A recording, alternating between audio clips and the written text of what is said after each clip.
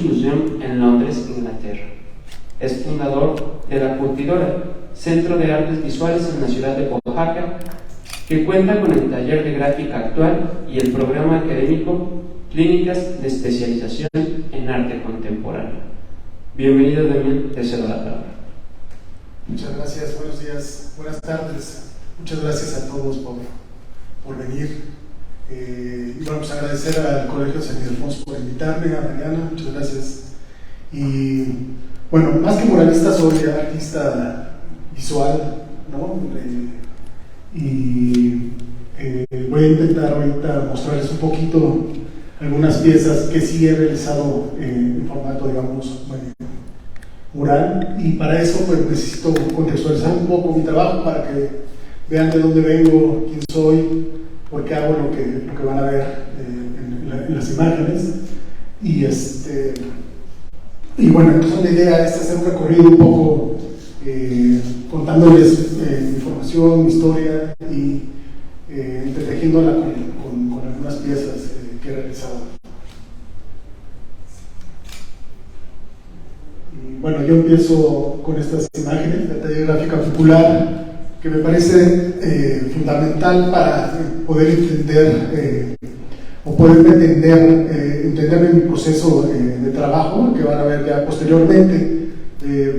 Yo creo que es un punto clave e importante que me fue, siento yo, pues no se lo tomó mucho en estos festejos del muralismo. Creo que ahí en el taller de gráfica popular hay una parte fundamental y totalmente contemporáneo de un pensamiento sobre la gráfica y sobre el muralismo, y en particular pues obviamente todo lo que hizo y desarrolló Leopoldo Méndez, que bueno, para mí es un artista totalmente vigente, o sea, más allá de ver al muralismo como algo del pasado, o ver a los muralistas como algo del pasado que están en estos muros.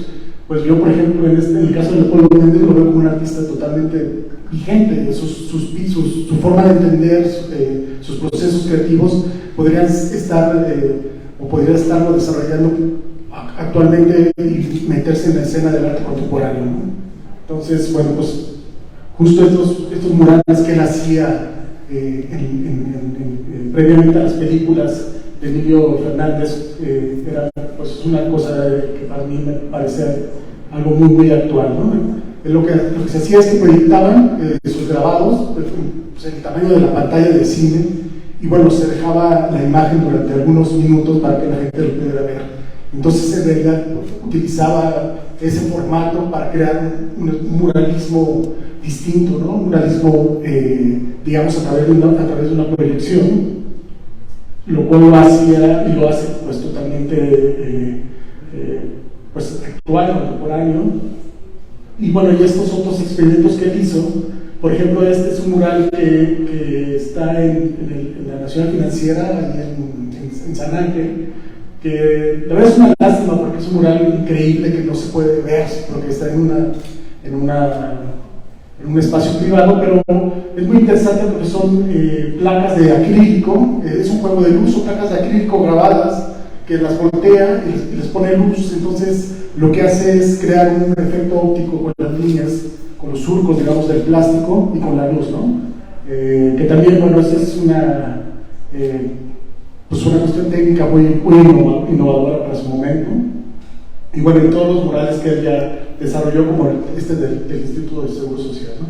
Y bueno, esa es como la partida, porque después, cuando vean mi trabajo, van a ver la conexión con este artista y con esas ideas también de experimentación.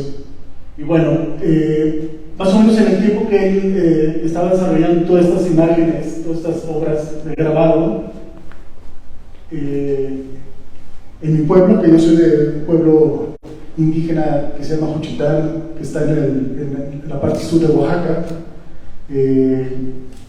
dice Monsiváis que en esos años estábamos hablando de una población de como de 5,000 personas, es decir, todos éramos prácticamente familia, y mi abuelo en esos años fue presidente municipal de ahí. es mi abuelo, y fue presidente municipal en los 50, y a él tocó recibir justo a todos estos artistas que iban al sur. Estamos hablando de justo este momento después de la revolución, cuando se empieza a construir nuestra identidad, donde se empieza a construir también toda una cuestión artística alrededor de la identidad. Y muchos de ellos, o casi todos de ellos, viajaron hacia el sur, ¿no? de México. Y Juchitán pues, era el lugar, justo un punto referencial, donde pues viajó Diego Rivera, Frida Kahlo, y obviamente Leopoldo Méndez, y a mi abuelo pues le tocaba justo recibir a todos ellos. Él me contaba que muchos de estos estudiantes pues llegaban a Juchitán y él pues les ofrecía hospedaje, les ofrecía alimentación, y bueno, pues todo el cuidado para que ellos pudieran meterse a la comunidad y poder hacer todos sus dibujos, sus bosquejos.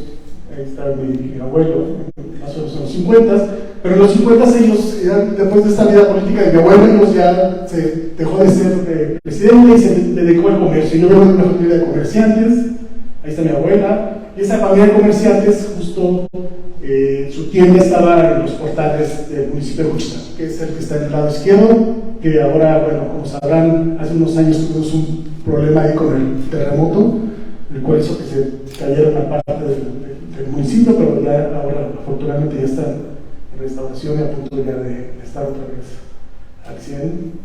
Y bueno, en ese tiempo yo nací en el 71, ya nací en esta comunidad y nací justo en este entorno, como decía, comerciante, y ahí me tocó justo, tuve la fortuna de crecer un poco cobijado por las iniciativas del maestro Francisco Toledo, ¿no? Que también es del mismo pueblo que yo. Y para el 71 que yo nací, pues justo ese fue el año que prácticamente Toledo regresó a Juchitán. Él había vivido durante muchos años en Europa, sobre todo en Francia, en París, y él para el año 69-70 regresa a Juchitán y regresa pues con toda una idea justo de arte y comunidad, que lo empieza a emplazar con la fundación de la Casa de la Cultura en el 72. Que esa Casa de la Cultura pues, es un modelo justo francés que él trae, es una Casa de Cultura que se funda en México, y con esta Casa de Cultura él detona ahí un laboratorio que creo yo es, digamos, el primer acercamiento de lo que después él vino a desarrollar ya en la ciudad de Oaxaca, que ahora bueno conocemos, ¿no? Con toda esa infraestructura llena de museos e instituciones que él fundó y que generosamente donó también al pueblo no solamente oaxaqueño sino mexicano, ¿no? Pero cuando él viene en el 72, que fundó esta Casa de la Cultura, la funda con una serie también de estrategias editoriales. Ahí por primera vez la colección que ahora está en el Instituto de Artes Gráficas, que es una de las colecciones más grandes de arte gráfico en Latinoamérica, pues ahí es donde por primera vez, digamos, llega a un lugar, ¿no? Y empieza a dar una serie de exposiciones, de ediciones, y todo relacionado con el arte y este sentido como social y comunitario. Entonces, bueno, la Casa de la Cultura, que está así, en el terremoto se cayó totalmente, y ahorita apenas en diciembre parece que ya se va a volver a inaugurar. Y para ese tiempo, ya para el 73, o sea, es decir, un año después de que el maestro funda la Casa de la Cultura, pues en Juchitán sucede este movimiento que es uno de los movimientos indígenas más importantes, que es el movimiento de la cosecha, ¿no? Una coalición obrera campesina estudiantil y que pone sobre la mesa pues, todas las problemáticas de los pueblos indígenas que siguen estando hasta la actualidad. Es un movimiento que fue pionero, de hecho, por eso los zapatistas cuando hacen su primera marcha a la Ciudad de México, el primer pueblo que tocan es Juchitán, se quedan ahí porque es considerado para ellos el primer pueblo autónomo, porque en el 81 la COSEI logra posicionarse como el primer gobierno de izquierda, ¿no? en México, cuando vivíamos una hegemonía totalmente unipartidista, ¿no? Entonces este movimiento indígena coincide con la llegada de Ernesto Toledo, y entonces pues, sucede una especie de revolución y de resistencia bien interesante en Juchitán, porque por un lado se da un movimiento social, pero también por otro lado se da un movimiento cultural, que al final creo que fue lo único que quedó de esta experiencia, fue un movimiento muy, muy interesante, pero que al último fue llevándolo a otros caminos, y creo yo acabó pues totalmente distinto a lo que originalmente se estaba pensando como un movimiento de cambio y de transformación, ¿no? Pero lo que sí quedó fue esta Casa de Cultura, que para todos nosotros pues fue el lugar primero donde nos formamos, y creo yo que cambió también la forma de entender o de entendernos en una comunidad. Bueno, ahí está Juchitán, y pues se vuelve un foco también cultural, pues importantísimo, ¿no? Del lado derecho pues podemos ver ahí los intelectuales que llegaban a este movimiento, porque realmente era un movimiento que además retomaba todo el anhelo y el espíritu, ¿no? de todas los movimientos, sobre todo centroamericanos, y de la misma Revolución Cubana del 59, ¿no? Que aunque ya era un poco posterior, pero seguía tomando como esos alientos y creyendo que realmente se podía transformar a este país, bueno, y obviamente dignificar a los pueblos indígenas, ¿no? Pues del lado derecho, bueno, pues ven ahí a Monsiváis, está Gamboa, ¿no? Y bueno, pues están en un punto importantísimo, que también vuelve a llevar artistas, como en su momento en los 50, con la época de mi abuelo, iba también a esta idea de la construcción de identidad. En estos años empieza a suceder prácticamente lo mismo, y bueno, pues gente como Graciela Iturbide en esos años es cuando ella llega y, por ejemplo, hace este libro famosísimo que es Las Mujeres de Juchitán, ¿no? Entonces empieza a ver como una segunda, creo yo, como vuelta a ver hacia los pueblos, digamos, indígenas, y también una vuelta como a reconstruir también de una manera similar, ¿no? Como procesos de identidad, ¿no? Entonces mi madre, y bueno, yo ahí crecí hasta los 13 años, entonces me tocó realmente formarme en esa Casa de Cultura. Yo viniendo de una familia totalmente de comerciantes, pues no tenía ninguna relación absolutamente con el arte, salvo con esa Casa de Cultura, que fue la que me empezó a dar las primeras relaciones, digamos, con imágenes, porque además esa Casa de Cultura, que teníamos una sala de arte moderno, pues estaban todos los artistas de la generación del Francisco Toledo, pero también todo ese acervo que les comentaba de gráfica, que ya estaba ahí. Entonces a mí me tocó de niño ver exposiciones de Astrid John, de James Henson, o sea, los grandes artistas, ¿no?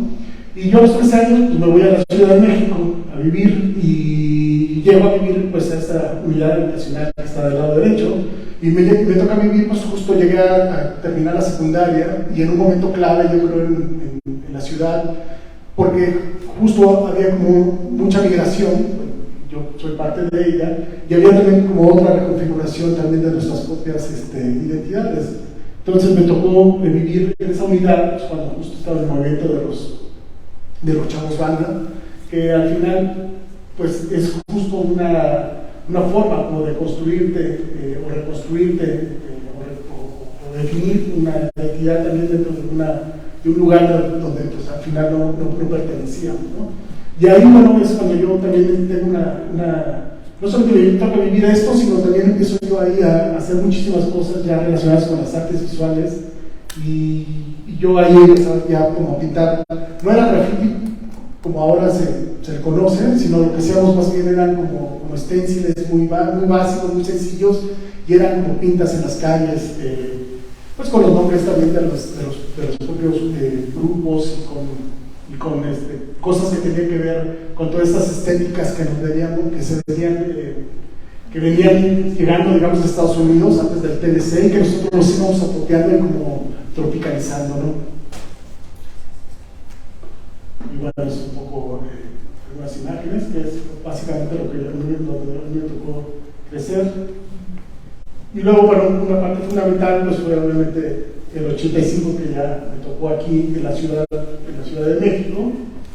Y bueno, pues esta es la parte que para mí es celular, porque posteriormente en mi trabajo, digamos, estos dos mundos o estas dos realidades que parecieran totalmente disímiles se encuentran un cruce, ¿no? Como una especie de línea como fronteriza, donde siempre está lo otro, ¿no? Y lo van a ver en mi trabajo.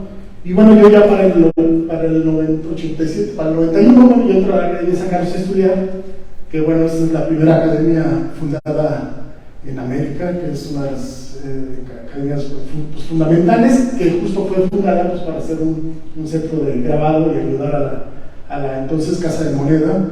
Entonces, tiene un origen muy metido en la gráfica. Aquí mismo estudié, pues, obviamente, Leopoldo Méndez, y hay toda una tradición bueno, aquí está una foto con mis maestros, Jesús Martínez del lado derecho, Pedro Asensio, está Daniel Manzano, pero es una generación muy interesante porque Jesús Martínez, por ejemplo, pues es al que se le debe una de las imágenes emblemáticas, que no la puse, que es la paloma atravesada por una bayoneta de 68, ¿no? Que a mi parecer es una de las últimas imágenes emblemáticas del México contemporáneo, ¿no? Y bueno, lo hizo Jesús Martínez, que fue mi maestro, pero ahí tú puedes, por ejemplo, también trazar como una línea histórica y de memoria con la gráfica en nuestro país. Por ejemplo, Jesús Martínez fue a su vez alumno de un español refugiado que era Capdevila, y Capdevila fue a su vez alumno de Alvarado Blanc, y así te puedes ir hasta la fundación de San Carlos, ¿no? Hay toda una línea, digamos, histórica y de memoria, ¿no? Luego, este es otro maestro que para mí también fue fundamental, que desafortunadamente falleció, que es Mario Rangel, que perteneció al grupo a los grupos de los 80s, que son estos grupos que se formaron y empezaron, sobre todo el grupo donde perteneció Mario, que es el grupo Suma, donde también estaba el maestro Gabriel Macotela, el maestro Freire, empezaban a hacer acciones en la calle y como atravesado de un cuestionamiento y una reflexión sobre la gráfica como una forma de pensamiento, ¿no? Entonces, básicamente yo con Mario, digamos, esta formación que yo tuve de grabador con Jesús Martínez de la manera más tradicional, pues empieza a ver como una idea más amplia, un cuestionamiento más amplio de la propia gráfica, ¿no? Entonces, por ejemplo, ahí ven una de esas piezas cuando yo era estudiante, que empiezo yo a jugar ya con otro tipo de placas que se empiezan a repetir. Y bueno, eso tiene que ver justo en entender que el grabado digamos, es un lenguaje, es un medio que en ese momento se veía como críptico, como cerrado, y lo que nuestra generación empezó a hacer fue como repensar a la gráfica como a través de sus propios elementos que la han determinado a través del tiempo, y como estos elementos ya no eran solamente parte de ese lenguaje o de esa técnica, sino también podrían ser elementos, digamos, conceptuales y que detonaran también procesos artísticos, ¿no? Es decir, como, por ejemplo, ciertos elementos que determinan el grabado, como la multiplicidad, ya no necesariamente tendría que, podrías como volver, o sea, darle la vuelta a esa idea de la multiplicidad para hacer una imagen única, por ejemplo, ¿no? O la matriz, que es la placa que utilizamos para imprimir, ya no que solamente fuera esa placa, sino tal vez la matriz podría ser el mismo piso, o que el soporte, que es el papel donde se imprime el grabado, ya no solamente fuera el papel, sino tal vez un mundo. Y bueno, entonces las reflexiones empiezo yo a desarrollarlos, y de ahí vienen justo esas piezas y lo que van a ver ahí posteriormente. Por ejemplo, ahí lo que ven es una serpiente que en realidad son 3 placas nada más, pero es una serpiente que puede ser infinita, porque el cuerpo que está en medio es una sola placa que las impresiones las voy poniendo una al lado de otra y entonces va creando este cuerpo infinito, ¿no? Entonces puede ser un grabado que puede medir lo que sea. Y bueno, después de estudiar yo en la Academia de San Carlos, viví durante muchísimos años fuera de México, en París, y cuando regreso a Oaxaca, a vivir a la ciudad de Oaxaca. Nosotros como los de Juchitán en realidad no tenemos una vida muy de ciudad de Oaxaca, o sea, la ciudad de Oaxaca para nosotros era lejísimo, estaba como a 7 horas, y entonces yo nunca tuve una relación con la ciudad hasta el 2006, que yo me fui por invitación del maestro Toledo a la ciudad a vivir.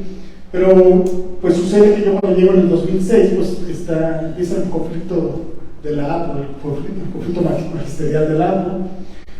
Y bueno, es curioso porque me toca vivir pues, de niño, digamos, el proceso de la COSEI, y después de, pues ya un poco más grande, me toca vivir el proceso ya del momento del APO del magisterio. Pero bueno, ahí es un punto importante para mí, porque no solamente vivo y digamos, como comunidad artística, digamos, hicimos cosas en apoyo también a la propia magisterio, a la propia APO, como esta es la primera vez que los artistas, digamos, tomamos una postura ya directa contra el gobierno, por la represión que se estaba dando. Y está el compañero Verasti, que también desafortunadamente falleció, que él, por ejemplo, ya había tenido también como una postura muy crítica en Oaxaca. A él tocó con el maestro Toledo vivir todo este conflicto que se dio con el intento de poner un McDonald's en el Zócalo, y que bueno, no se puso, y él era uno de esos artistas activistas que, por cierto, tiene una serie, por ejemplo, que se llaman Tacos contra hamburguesas, que son buenísimas de esa época. Y ahí bueno, tomamos una postura, y yo, cuando llegué en el 2006 a Oaxaca, yo había buscado un espacio, porque yo había venido, como les decía, de París, y había vivido un poco en residencias artísticas en el mundo, y yo me di cuenta que Oaxaca en México no existía ningún centro de residencias, y además, digamos, en Oaxaca no había tampoco procesos como muy contemporáneos, y yo empecé a buscar un espacio para crear un centro de residencias que intentara meter, digamos, a Oaxaca a esa escena y poder hacer intercambios entre artistas, y que, bueno, Oaxaca pudiera empezar también a tener una vida, digamos, más contemporánea en el sentido de las artes, ¿no?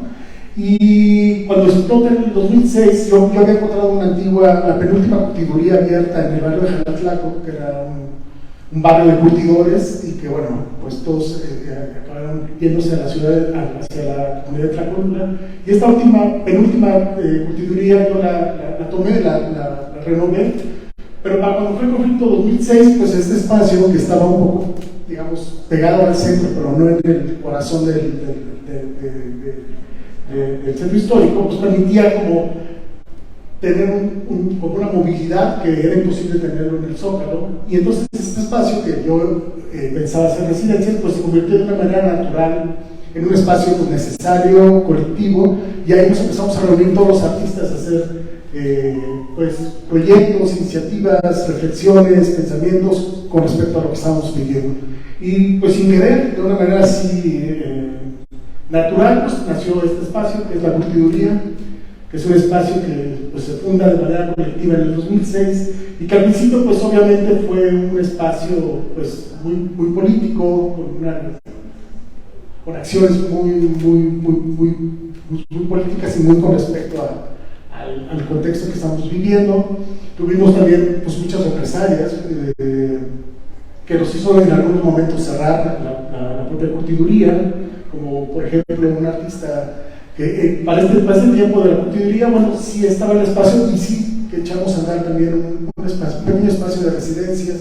Y yo recuerdo que en ese año llegó un artista que también desafortunadamente falleció, Gana llega a la curtiduría en el 2006, y bueno, él, por ejemplo, es secuestrado, violentado y regresado, ¿no?, a la curtiduría.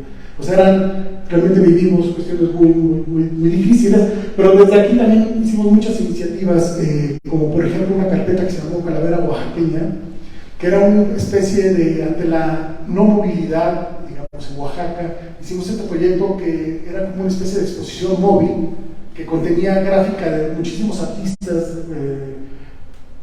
que también nos apoyaban desde aquí, desde la Ciudad de México.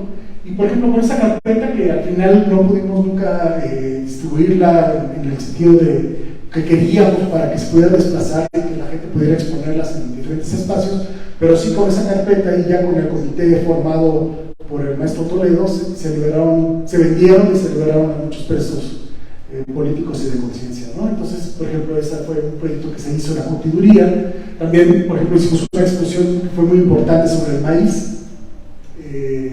pero también hicimos cuestiones pues, que tenían que ver con la represión. Aquí en la curtiduría se hizo, por ejemplo, una exposición del maestro Turok con fotografías que había tomado meses antes en el conflicto, ¿no? Entonces era un espacio como vivo, como muy y necesario. Y uno de esos tantos proyectos fue justo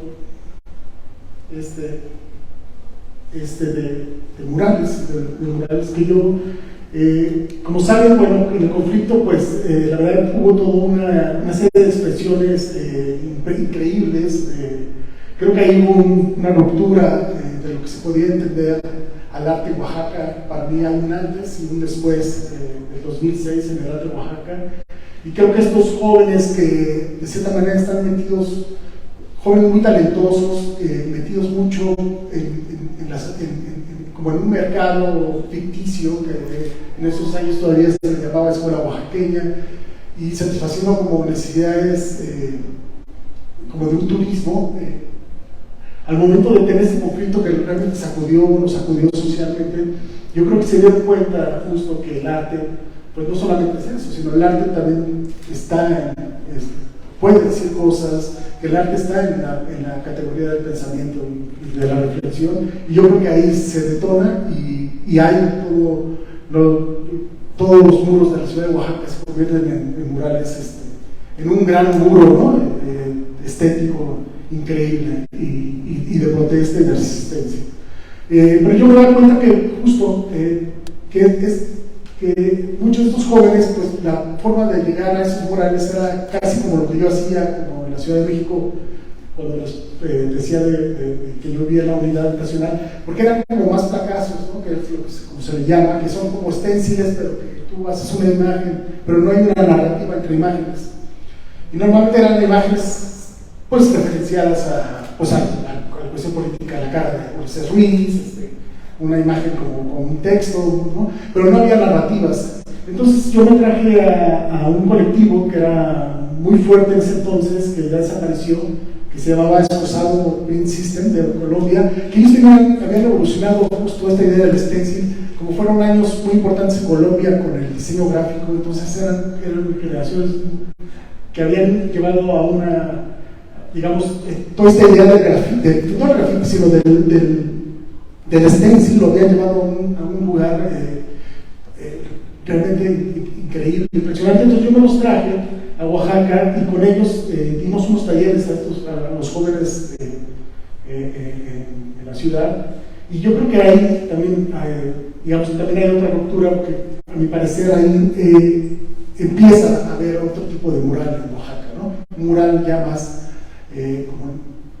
como más narrativo, con una estructura también mucho más amplia, y ya no tanto como pensando en una sola imagen o casi como emblemática, sino pensando más como en ideas que realmente se pueden entretejer. Y creo que esto fue una exposición como importante también, yo creo, para las artes, para lo que se vio como expresiones en ese tiempo, ¿no? Entonces, bueno, aquí ven un poco todos estos murales que se hicieron.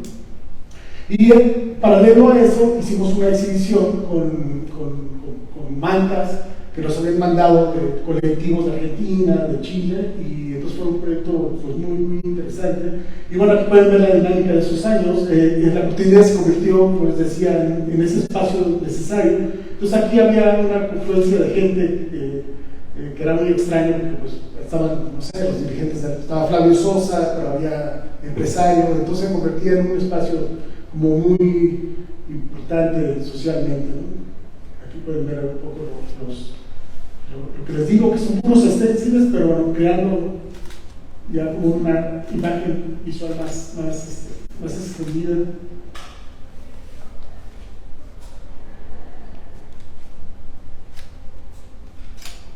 Y bueno, con la curtiduría, sí. Sí, Fernando, de este nació la pistola. No, la pistola sí estuvieron algunos, es que justo yo hago un programa académico, que son, o sea, después de este tiempo de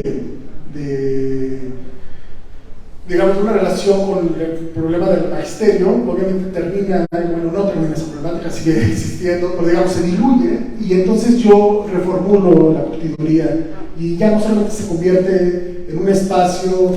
Yo pensé que el espacio funcionó cuando el movimiento del APO, porque estaba todo cercado y todo cerrado y era difícil, y creo que digamos, ese espacio nació naturalmente y era así. Pero una vez que se diluyó la problemática del APO, Pues en realidad tenemos, Oaxaca tiene una infraestructura cultural museística impresionante, entonces no tenía yo caso seguir teniendo un espacio de exposiciones cuando, ¿no? Entonces yo le di la vuelta y entonces hice más bien este proyecto, que son las clínicas de especialización en arte contemporáneo, que es un programa académico, que también nace un poco a la par con el maestro Toledo. Es una iniciativa que su origen era poder transformar primero digamos el plan académico que tiene la única universidad de Oaxaca, que es el de la UAPO de Artes, pero que al no poderse, porque pues está sindicalizado, es imposible, y sí, yo lo agarré y lo hicimos ya de una manera independiente, que tiene validez académica por parte de la UAPO, pero digamos abre también las posibilidades pues de estudios, porque no necesariamente los jóvenes que entran a estas clínicas tienen que tener una educación continua, ¿no? Entonces eso le dio la oportunidad. Y aquí, que es unas clínicas gratuitas, que llevan como 10 generaciones, de aquí es que se han salido muchísimos. De la primera generación, Rosario de la Pistola, estudió en el CEACO, y por ejemplo los Tlacolulocos, que son otros muralistas muy importantes, que están exponiendo en todo el mundo, también se formaron en estas clínicas. Yo creo que estas clínicas ahorita en Oaxaca, la escena, digamos, del arte en Oaxaca y también de gestores y gente que tiene espacios independientes, la gran mayoría ha salido de este programa, ¿no? Y este programa, bueno, sigue, continúa. Ahorita por la pandemia obviamente no lo hemos retomado todavía hasta el próximo año. Y tenemos ya otros espacios como que sí es un centro de residencias. Por ejemplo, aquí esos cuadros que ven ahí son unos murales que hizo el doctor Lacra, que están ahorita en la Ciudadela, en la biblioteca, y después ver los murales. Entonces ahí está Lacra trabajando en ese espacio. Y este espacio ahora es un centro de residencias también en Oaxaca, y ahí nosotros invitamos a artistas a hacer procesos artísticos. Y bueno, por ejemplo, esta es de la misma bodega, están aquí los jóvenes tomando las clínicas, que como les decía son talleres gratuitos, y yo invito a artistas en activo, y por aquí, bueno, ha pasado pues artistas como Enrique Jesse, como Daniel Guzmán, o sea, todos los artistas que están trabajando, los invitamos, y siempre hay un coordinador también invitado. En este caso ven a Iván Edesa, que es también un artista que ha sido también director de museos como Exteresa, que fue el que llevó el último programa, que bueno, por la pandemia sí se terminó, pero por la pandemia se tuvo que aplazar una generación. Y bueno, pues hasta aquí esto es la curtiduría, que para mí, bueno, la curtiduría también tiene más que ver también con una parte como de proceso, o sea, es como una extensión, digamos, como de mi propio trabajo. Lo siento más que, aunque hay que definirla y ponerle como un nombre para que se entienda, pero en realidad tiene más que ver como es, como una forma, un laboratorio creativo y formativo, más que como un espacio como académico cerrado, ¿no? Y bueno, pues hasta aquí básicamente sería un poquito de los antecedentes, ¿no? Entonces, como ven, pues yo estudié artes, especialicé en gráfica, vieron un poquito toda esa idea que les platicaba de cómo yo tomé a la gráfica y cómo fui, digamos, expandiendo las propias emociones, y no verla como un espacio ensimismado, sino más bien como un espacio que puede, digamos, extender sus propios significados y trastocar otros lenguajes, ¿no? Entonces yo empecé a hacer como un proyecto como de una especie de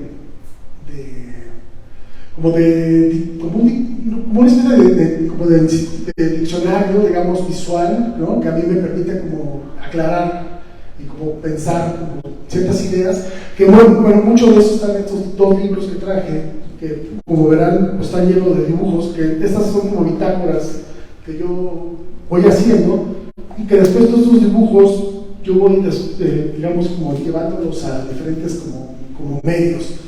Y para el 2010 a mí me invitaron a hacer un proyecto de intervención en el Museo de Arte Moderno, y entonces la primera vez que yo agarro estos dibujos y los llevo, digamos, a un proceso que con una técnica que no había sido muy utilizada para esto, que en realidad son estos viniles recortados, ¿no? Que se usan pues, para las letras, para las alas, y que,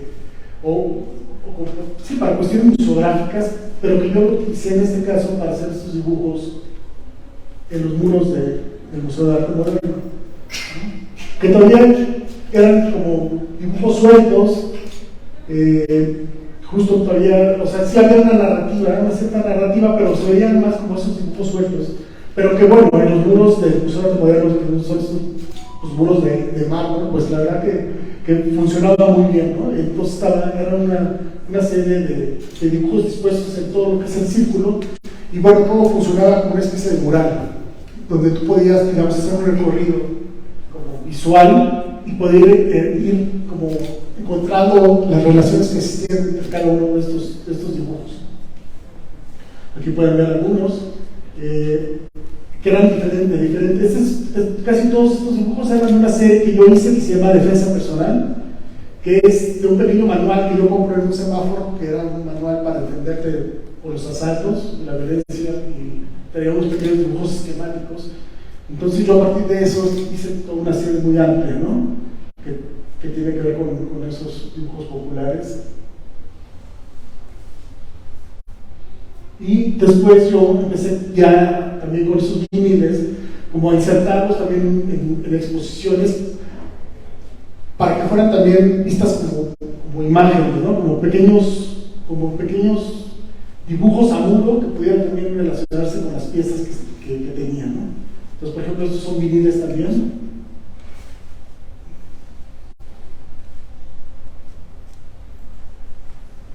Y ya y este es el primer proyecto que hago, ya un poco más amplio. Estos no son viniles, esto es todo pintado a mano, pero un poco utilizando también esa idea de que queden como dibujos casi como si fueran calcomanías, ¿no? Pero aquí es la primera vez que yo ya hago como una narración, digamos, tú entras a este espacio y hay una narración también como del uso digamos, no solamente de los iconos, de las imágenes, sino del propio espacio. Entonces, aquí ya pueden ver otro tipo de narrativas, y la idea es que tú vas caminando y todos estos puntos, estas imágenes se van relacionando con las sombras que hay en otros mundos. Entonces creas como unos sentidos de perspectiva, ¿no? que van haciendo un juego como visual.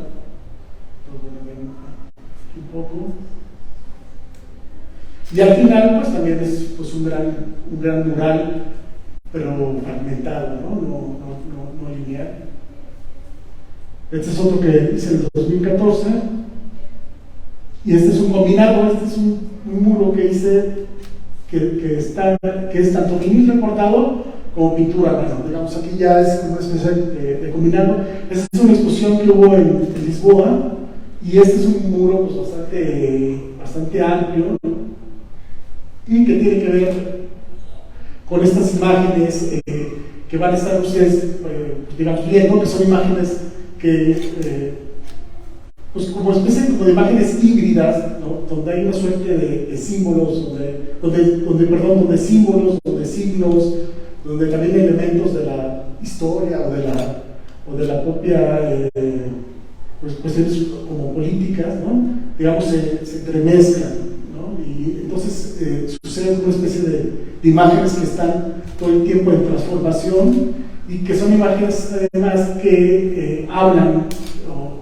sobre la identidad, sobre el territorio y sobre la memoria, ¿no? Que son como tres conceptos que a mí me interesan, y que siempre me han interesado en el sentido justo de lo que les planteaba, de yo venir de una comunidad indígena, de haber crecido también en la Ciudad de México, y de que al final esos dos referentes pues encuentran ese punto como de hibridación, como una especie de mestizaje en las imágenes, ¿no? Entonces son imágenes que tienen referentes como hacia el pasado, hacia nuestro pasado prehispánico, hacia nuestro pasado también histórico, pero también tienen referentes, digamos, a un presente en relación, por ejemplo, a cuestiones pues, políticas, sociales, en fin, ¿no?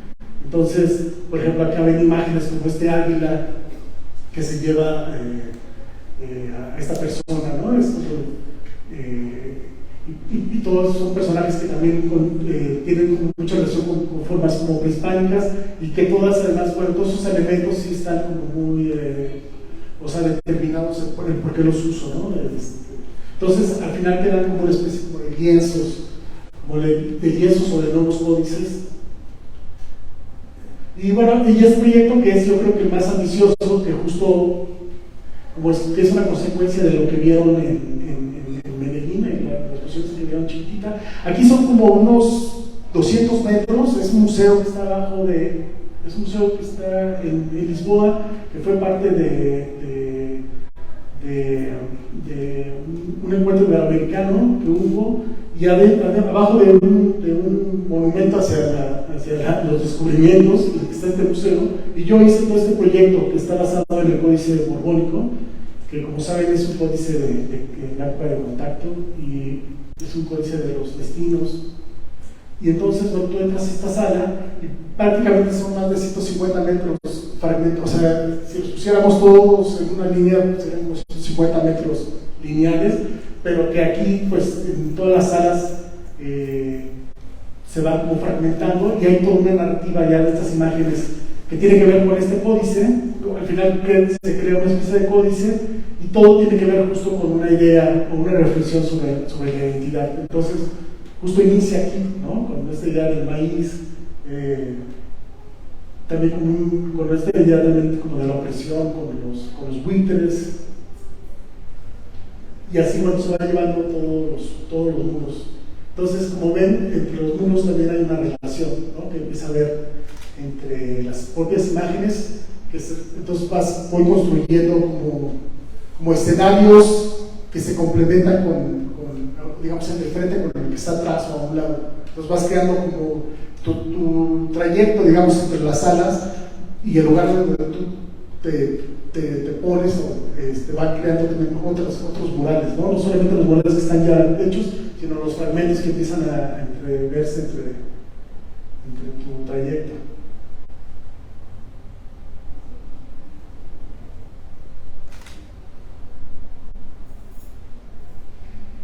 Y este también está hecho de manera, digamos, tiene algunos son viniles y algunas otras están pintadas como pintados a mano.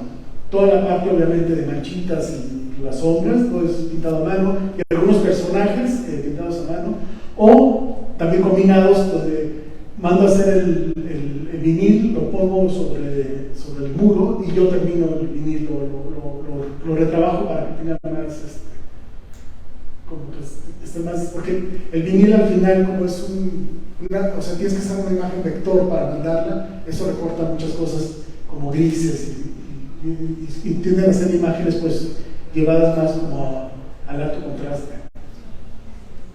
Y bueno, eso es. Luego, para el 2016, pues hice también este proyecto que se llama Gigantes, que curó Fernando Gálvez de Aguinaga, y que en realidad eran piezas mías de grandes formatos, ¿no? Muchos que tienen que ver justo con murales, pero otros con piezas, digamos, expandidas. Y aquí me interesó mucho mostrarles porque el mural que vieron en Lisboa lo vuelvo yo a repetir aquí lo vuelvo a ver, pero con otros elementos, ¿no? Entonces también eso empiezo a hacer mucho, como volver a utilizar esas imágenes también como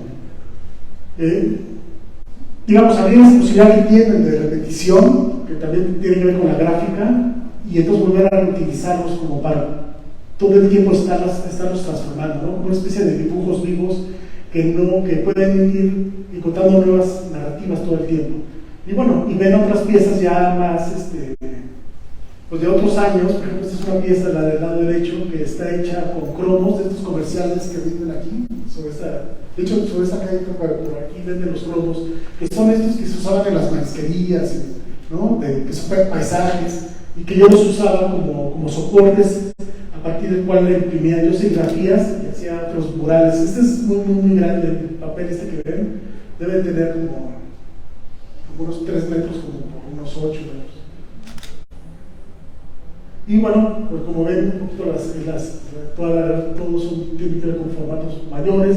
Estas piezas del lado derecho, que pertenecen al acervo del MOAC, son papeles a margen, entonces también son gráficas pues, infinitas. Por ejemplo, la del lado izquierdo es un personaje que se va repitiendo, pero que también al momento de hacer más copias puede ser las poniendo sobreponiendo y haciendo un grabado totalmente infinito.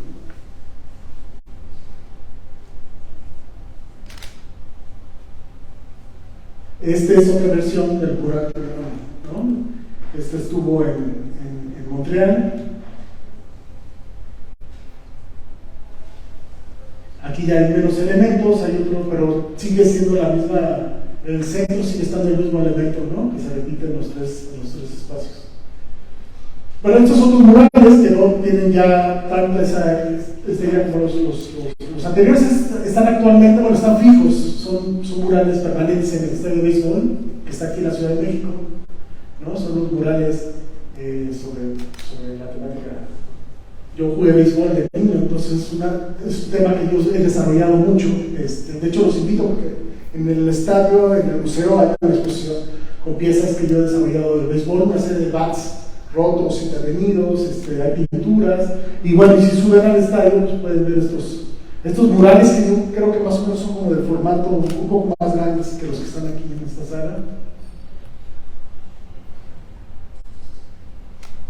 Este es otro proyecto que hice de otro mural este fue en el Museo de Geología, que está aquí en Santa María de la Ribera, y esto es un proyecto que se hizo con Casa Gallina, que es una iniciativa que está allá en Santa María, que es un proyecto también de arte y comunidad, y este es un proyecto sobre maíz. Entonces se hizo toda una investigación, digamos, histórica y de patrimonio que venía, y yo hice este otro mural. Aquí ven un poquito la sala, y al fondo del medio se ve el mural.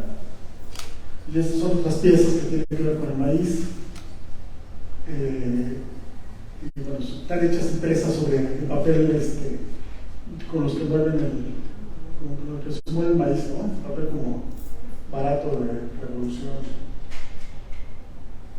Y bueno, este es prácticamente de los últimos piezas que yo he hecho. Esta la hice en el 2020. Este proyecto fue muy interesante porque fue en plena pandemia, y en este espacio que se llama la Galería Leis, que está sobre esta calle principal en Los Ángeles, que es Broadway. Eran como grandes salas, ¿no? De espectáculos, muchas que fueron adaptadas en este caso para hacer este museo. Y entonces en pandemia, como estaban todos los museos cerrados, lo que hicieron ellos fue activar, digamos, la parte de frente, que tiene unos ventanales hacia la calle. Entonces la gente podía desde la calle ver las exposiciones. Y yo lo que hice aquí fue hacer un proyecto sobre esta pintura que hizo Siqueiros, que es América Tropical, que la hizo en el 32, y que, bueno, seguramente sabrán que por quienes mandaron a hacer este mural pensaban, o le habían dicho a Siqueiros que, bueno, querían como una América tropical así idílica, ¿no? Y bueno, pues él acabó haciendo esta crítica justo al imperialismo. Y entonces, una vez terminado el mural, pues prácticamente lo borraron, ¿no? Le pusieron cal, y así estuvo encalado hasta los años 60, que pues ya por los años se fue desprendiendo y se acordaron, ¿no? Que además no solamente borraron el mural, sino borraron la memoria del mural.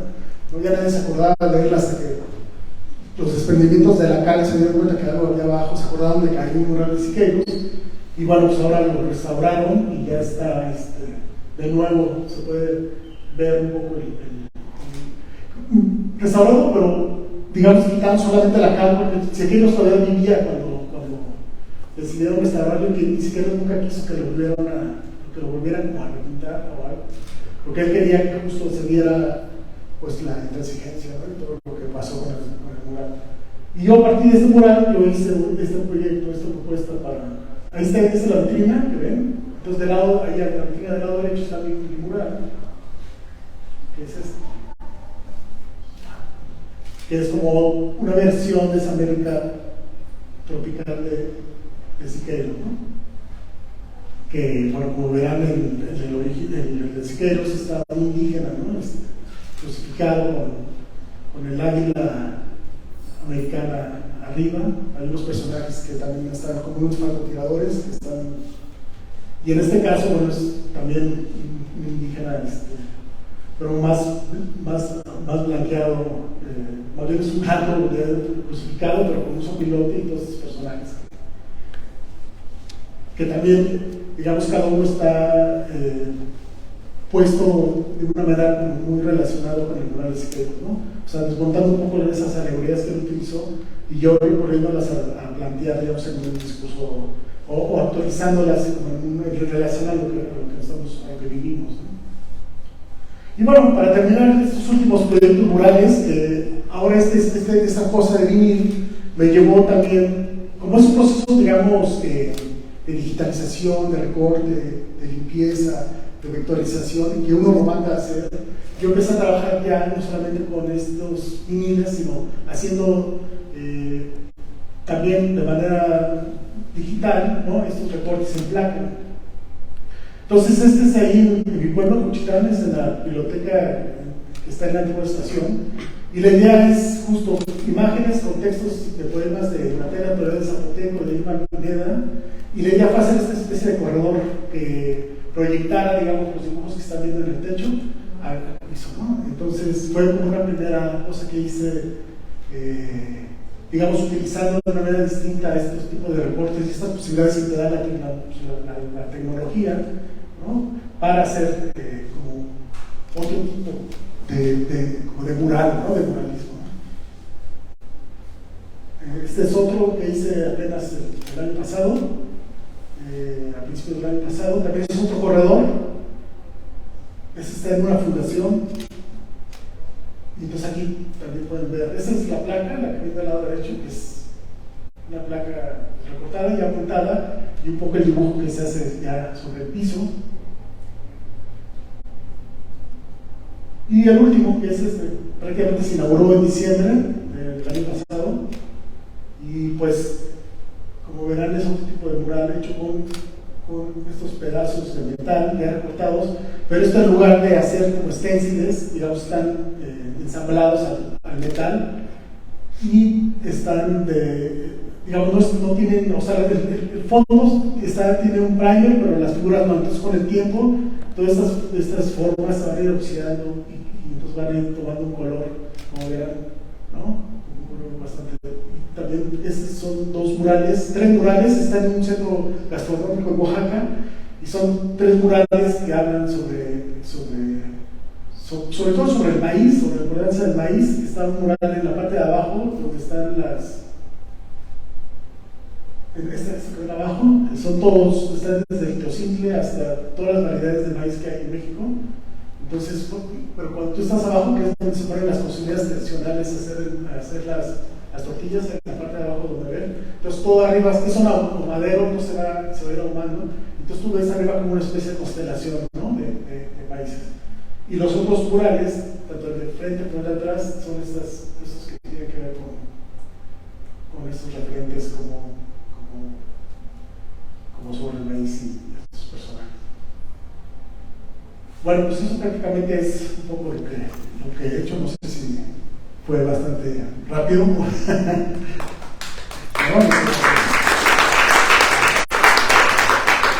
sé si alguien tenga algún comentario o quiera o alguna pregunta. Bueno, yo sí, la figura recurrente que te he visto. La figura recurrente que te he visto, que he admirado mucho, es la águila que se lleva a esta especie de preso. Solo quiero compartir y corroborar que tiene que ver con estos vuelos de la muerte que emularon a los de la dictadura pinochetista, que se decía, lo conversábamos con Turó, con muchos en aquellos terribles años del 2006, que a los disidentes los tomaban de la línea de frente, porque era una guerra civil en Oaxaca, que los tomaban y los echaban al mar. Solo quería preguntarles, ver si es eso. Y la otra, esta idea de la constelación de maíz, que si puedes hablar un poco más, porque es muy bella, ¿no? Sí, fíjate que y hay otra, y esto que ven aquí del lado derecho, ya son, déjame ver si hay una foto. Porque mira, abajo es muy sencillo porque son todos los maíces digamos, que yo los dibujé y están hechos, son los maíces, digamos, dibujados pero no alterados, ¿no? Pero luego estas imágenes, hay como una idea de, o sea, al final el maíz es una planta domesticada, ¿no? Entonces hay una idea mía como de hacer una especie como de domesticación visual, digamos, del maíz, ¿no? Y también como un guiño hacia una crítica a los transgénicos, ¿no? Y entonces yo hago estas figuras de maíces y a veces las juxtapongo y creo como una nueva especie, o como un nuevo, que son estos que ven, no sé si, estos que ven del lado derecho. A ver si hay otra, es que no se ve mucho, pero estos del lado derecho, digamos, son 2 o 3, ¿no? Formas de maíz. Entonces, ese es la idea un poquito como crear una especie de domesticación visual, ¿no? Y hacer una crítica, obviamente, a estas alteraciones que hay, ¿no? de nuestro maíz. Y abajo, lo que es bonito es que abajo está este lugar que es un lugar donde van a hacer las tortillas, ¿no? Y arriba lo que es una especie como de espiral y tiene como una especie como de sol en el centro, ¿no? Y lo que conforma toda esa espiral y todo ese universo de maíces, pues son todas las variantes que hay, ¿no? Entonces ves el simple y ves todos, ¿no? Hasta el último. Y de otro, pues sí, exactamente eso, tienes toda la razón lo que decía Turok, y tiene mucha referencia a eso, también como a ciertas, como una idea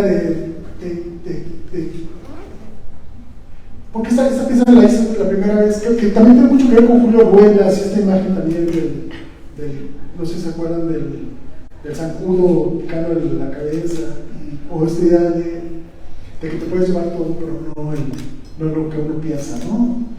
Puedes tener un sentido de llevarte como tu persona, pero no tus ideas, ¿no? No sé si alguien...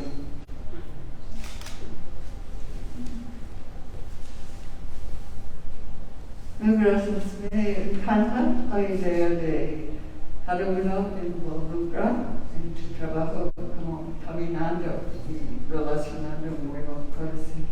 Me parece muy bien. Tengo 3 comentarios y una pregunta. Asociaciones. París, porque allá nació este stencil de la calle y hubo como un tipo de fichar las paredes, no necesariamente relacionados, pero por la acumulación sí. Otro es Roy Lichtenstein, el pintor de los años 60, 70, bueno, de arte, ¿cómo es? Pop art, que hizo pequeños dibujos a base de avisos y publicidad de revistas, y lo amplió pero como lenguaje, como algo de semiótica. Y tercero, aquí en la Ciudad de México, por los 90, un grupo que se llama Netza Artenel, que también trabajaba a base de stenciles y un lenguaje indígena, pero de la Netza a base de axolotl, ajolotes y santos, o sea, la mezcla como mestizaje de la religión católica con lo nativo.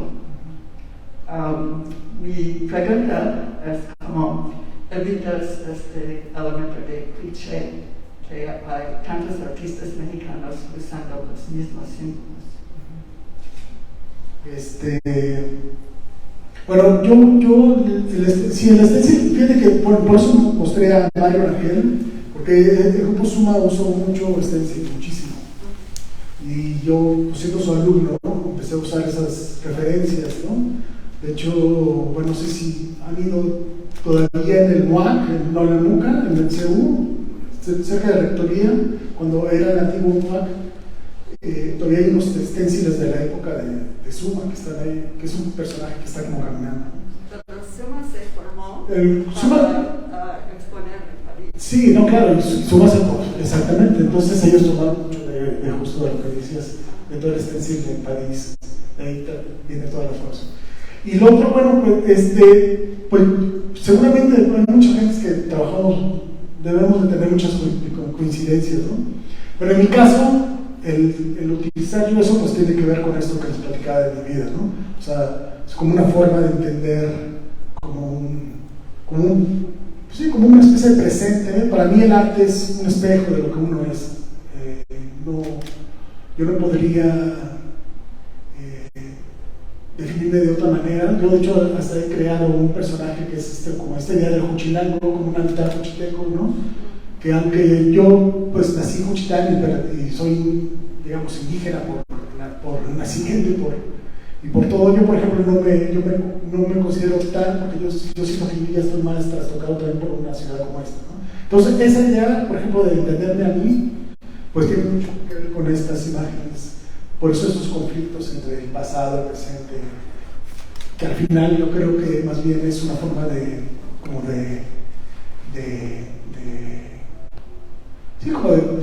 verme a mí, ¿no? Como reflejado, como una especie de espejo. No sé si ¿alguien más? Bueno, pues yo les agradezco muchísimo que se tomen el tiempo que se hayan tomado el tiempo de venir, ¿no? Y pues muchas gracias, espero que haya estado bien la conversación. Gracias.